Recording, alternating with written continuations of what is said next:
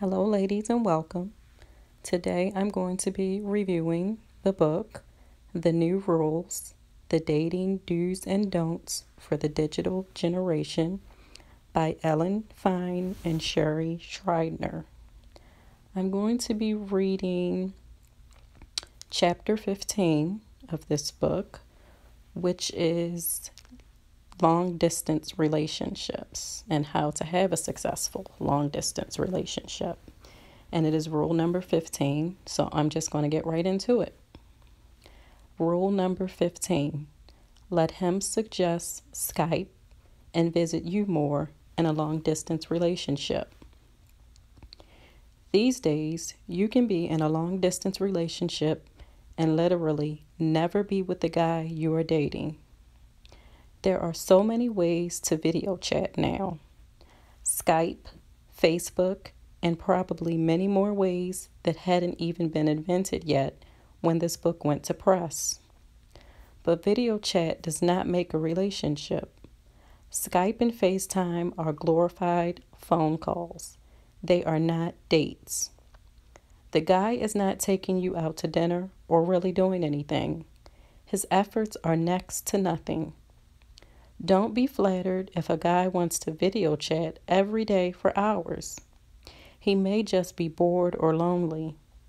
Unless he comes to see you, whether by plane, train, or automobile, every other week, he either has a girlfriend or is just not that interested.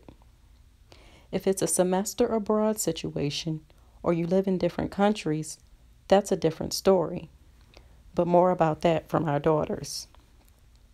If you are confused as to whether you are a rosy long-distance relationship, pretend you live in the 1980s, before any kind of video-based technology existed. A guy would have to travel to see you. We already know that too much technology is not always a good thing. Don't be so quick to agree to long Skype sessions morning, noon, and night. And decline FaceTime invitations sometimes so you are not always accessible. When you do accept a video chat, end it after 20 minutes. You don't have time to sit around. Not only should you take these actions, but you should also never initiate them, just like with every other form of communication. Initiating a video chat is even worse than texting or calling because you must be sitting at your computer. How are you going to do that if you're out living a full, busy life? A long-distance relationship should not stay that way for long stretches of time. He should be figuring out when to see you and how you can be together, whether that means his relocating or you're relocating. But the latter will happen only after he proposes with a ring and you set a wedding date. In a rules relationship, the guy wants to breathe the same air as you. He never wants to be apart for too long. As we said in our first book, he must visit you 3 times in a long-distance relationship before you visit him. It may sound funny to say, but the situation should not be equal. If the guy you are dating is making excuses as to why he can't visit you every week or month, it's not a long-distance relationship, it's a fantasy relationship, courtesy of the internet and video chatting. We know, we hear the war stories. Erica, a 30-year-old gallery owner, met Max, a 35-year-old teacher's assistant at the Louvre in Paris. They were both staring at the Mona Lisa when Max said, "It's smaller than you thought, right? Where are you from?" "I'm from Chicago." Erica laughed and told Max she was from Washington, D.C. They hit it off and Max asked Erica if she wanted to get coffee and croissants at a nearby cafe. Erica said, "Pourquoi pas?" They talked nonstop for 3 hours. Erica could not believe how much they had in common. They soon realized they were both leaving Paris the next morning, so they decided to meet up for dinner as well. After splitting a bottle of wine, Erica ended up staying at Max's hotel room. They had sex that night and again in the morning. They shared a cab to the airport.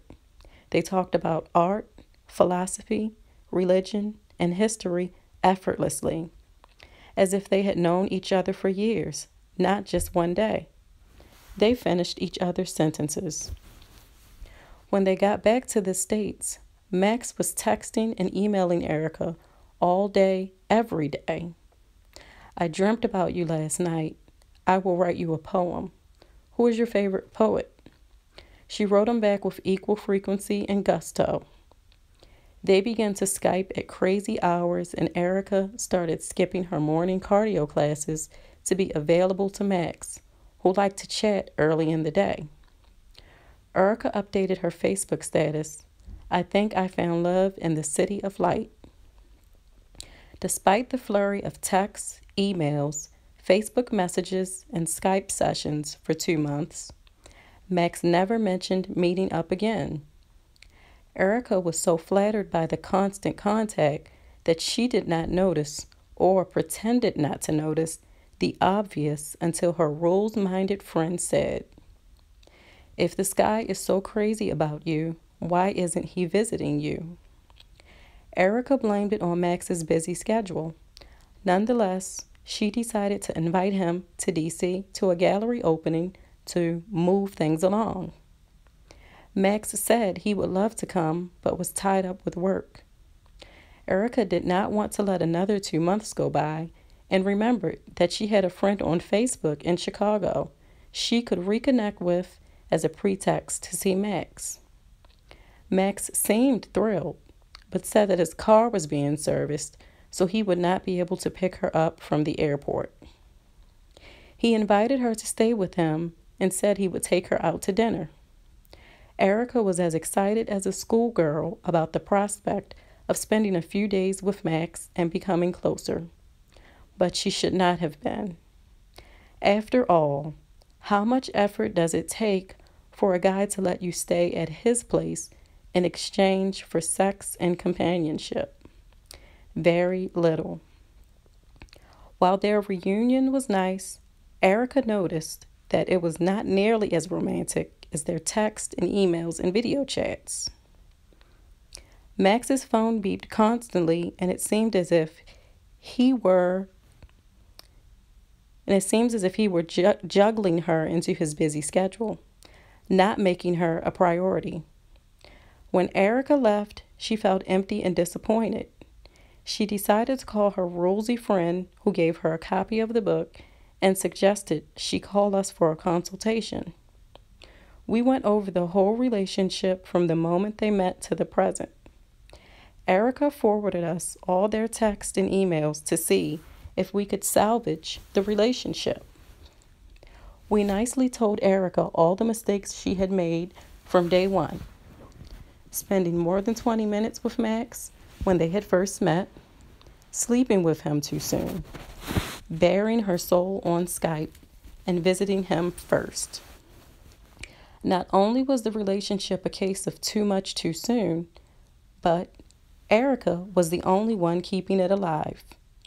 Because she had been so easy to get, Max didn't feel that she was special. Max was happy to chat with her online or to see her when she visited him, but he was not going out of his way to see her. He might have even been dating one of his students. Erica was his pen pal, hookup buddy, for all she knew. Erica agreed to distance herself from Max and put the rules into practice. Erica suddenly became very busy with work and the gym and her friends. She also joined Match.com, as she and Max were hardly exclusive despite their many deep talks. She ignored his texts if they weren't about visiting her, and they weren't. We told her to sign out of Skype so he could not reach her spontaneously and would have to email her to schedule a video chat instead. We told her to limit these sessions to once a week for 20 minutes and to go back to her morning cardio classes. If Max wanted to see her pretty face, he would have to hop on a plane to DC. No more long emails or texts about poetry and religion. Just swamped at the gallery. In response to questions like, "What are you up to?" she wrote, "At the gym, can't talk." Or, "At the movies with friends. Gotta go." For all of Max's musings about poetry and life, he had never said anything about getting together with her. After a week of rules boot camp, Max noticed that Erica was less available and sent her some texts, asking her what she was up to and if she planned to be in Chicago again. But he said nothing about visiting her.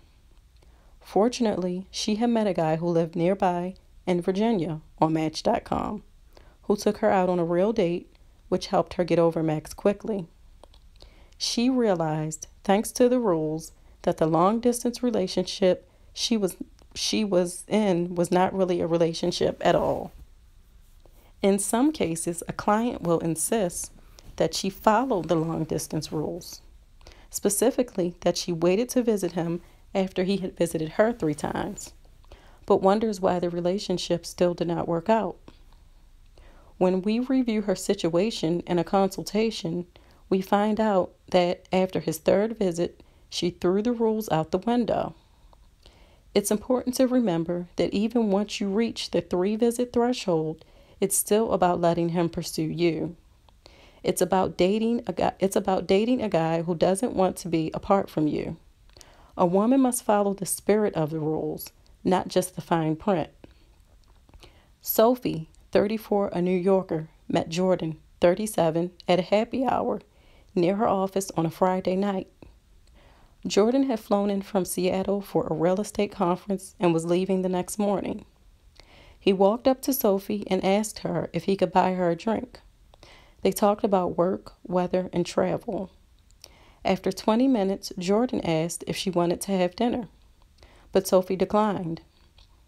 In the past, she had rationalized spending 5 hours with an out-of-town guy because they were leaving the next day, but she had read the rules and knew that was a big mistake.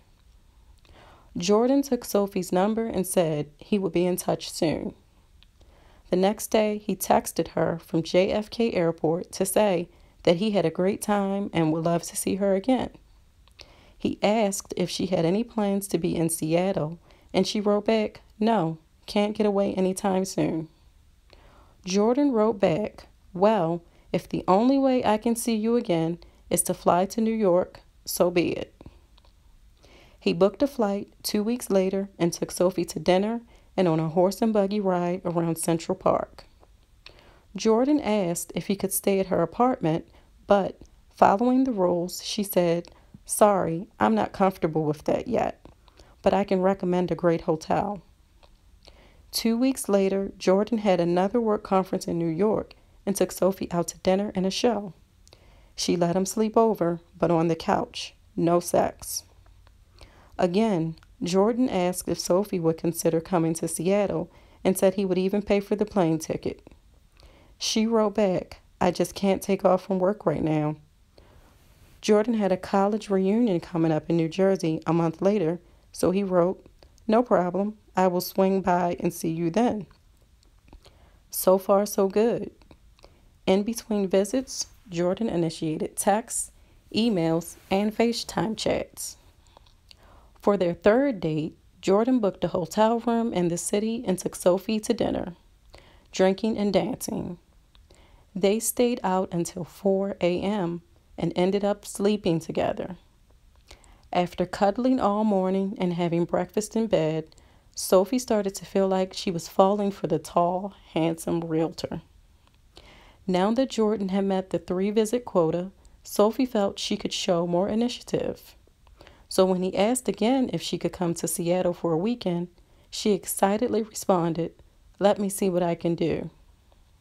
An hour later, she friended a college roommate on Facebook who had moved to Seattle to say she was going to be in the area and asked if she wanted to go on a double date.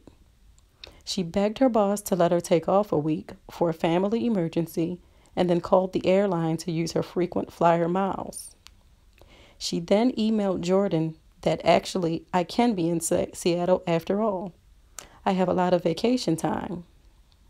Jordan was taken aback but texted her, "Wow, that sounds great." As often happens, when a woman starts making moves like these, even in a rules relationship, Sophie went overboard and set herself up for disappointment.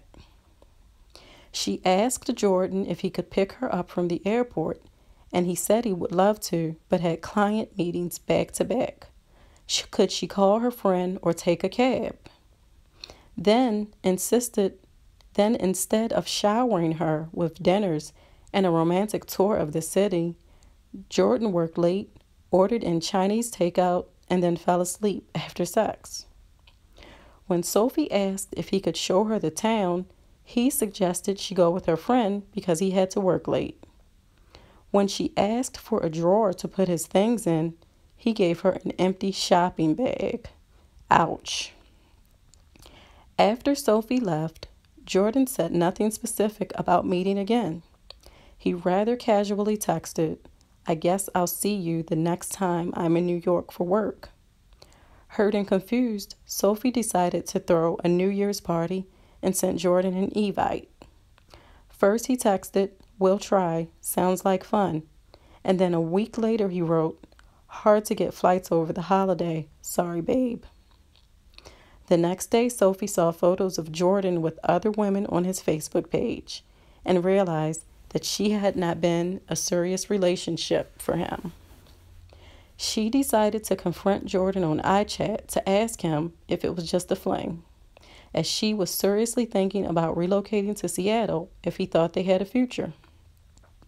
"I think you're pretty and sweet, but you're a New Yorker and I'm a Seattle guy. We're very different people. Honestly, I don't think this is going to work." Sophie learned the hard way that even if a guy visits you first and does so 3 times, that doesn't necessarily mean it's serious. Jordan was not always in New York for Sophie, but for fun, for work, and for college reunion. Also, if he invites you to visit him for a weekend, don't go for a week, even if you have vacation time, a friend in his city, and frequent flyer miles. Like Jordan, he will feel overwhelmed by so much sudden togetherness and interest. For it to be a rules long-distance relationship, he has to figure out how to spend more time with you in your city. He has to say he wants to be exclusive, say, "I love you," and plot how to be together, whatever it takes. A woman can come up with the craziest reasons for traveling to see a guy first. She rationalizes it by saying she doesn't want him to see that she still lives with her parents or is embarrassed about her crappy studio apartment. We tell her to get over it. A guy who likes you won't care if you live at home or in a hovel. But traveling to him will make you seem desperate and not busy. Don't do it. The most common temptation is free airfare or miles. Even if a guy offers to pay for you to fly to him or sends a limo for the first few dates, don't go. It's not about the money, it's about the effort. He should be the one to pack a suitcase and be inconvenienced. Otherwise, how will you know that he really likes you? You are not a call girl who can be bought with a car service. We know women who sign up for millionaire dating services and the guys refuse to leave their duplexes or mansions. They want to pay for the women to travel to them. A rules girl says, "No thanks. If he can't get away to see you, you can't get away either. He's not more important than you, even if he is a CEO and you are a secretary. We don't care if you have a cousin in his city or just want to get the heck out of town. The rules are more important." If you travel to him for any reason, he will cease having to work hard to see you. Think long-term gratification, not short-term fun. When it's a rules long-distance relationship, a guy just can't take that you are not together. He drives 3 hours or hops on a plane every week or 2. He searches for a college or a job in your city. He relocates. He proposes. He doesn't let too much time go by because it's painful not being with you. There is not a lot of arguing about who is going to visit whom. You don't have to put a gun to his head to make him come see you.